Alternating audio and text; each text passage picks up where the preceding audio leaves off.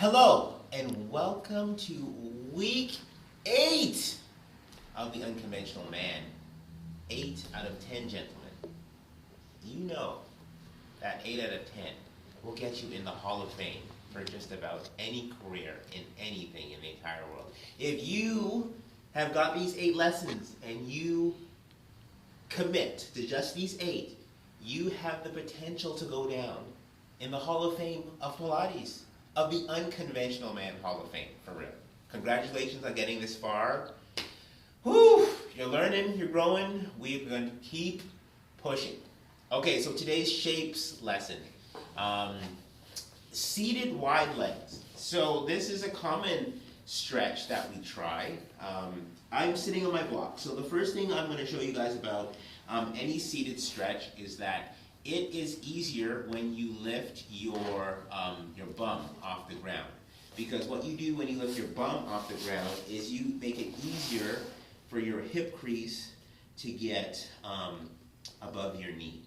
And what that does is it allows these muscles in your hip flexors to be under less stress. So it'll be easier to get up and over your stretch with a straight leg. So you can see how I'm kind of using both of those in there. Okay, so that's the biggest tip that I have to give you guys in terms of seated stretches, and it's the same for all stretches on the floor. If you're on the floor and you're struggling to go forward, sideways, backwards, whatever it is, if you lift your hips, lift your bum off the floor and drop your knees down, you're changing the shape of your body. You're going to make that stretch easier to achieve.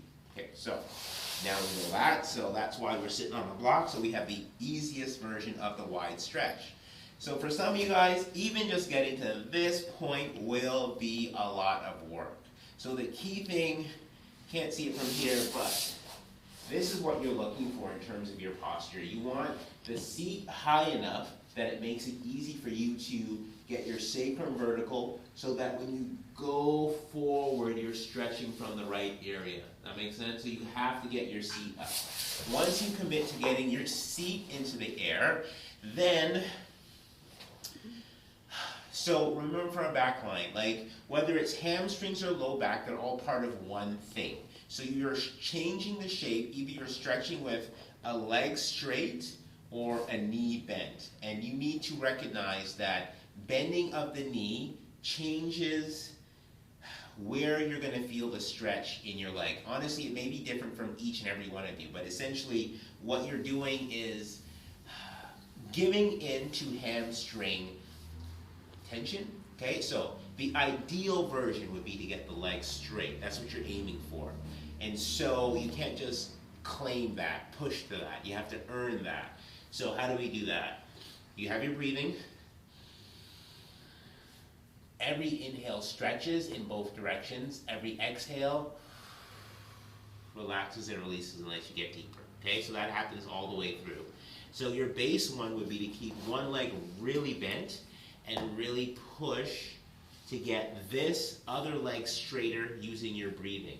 So you can see how I'm like elevating myself and I'm grabbing my foot. Why do I want to grab my foot as opposed to my ankle? Well, because that's part of the chain. So honestly, if this is as far as I could get and I could have my foot here, then this would be the best place for me to start to increase this stretch, because at this point, at least I'm stretching my entire line. That makes sense? If I take my leg longer and only grab the ankle, I'm never going to get the stretch in the feet, and the feet are part of the legs. So start where you want to be, and then reach and pull and use whatever apparatus you have. So this stretch, probably for the first little bit, will look something like this, okay? Where you're going from the left leg to the right leg and you're pumping in between. And so essentially each time you stretch, you're gonna push into it by digging into the heel, perching, scooping, and reaching, and then you get to your edge and then you breathe.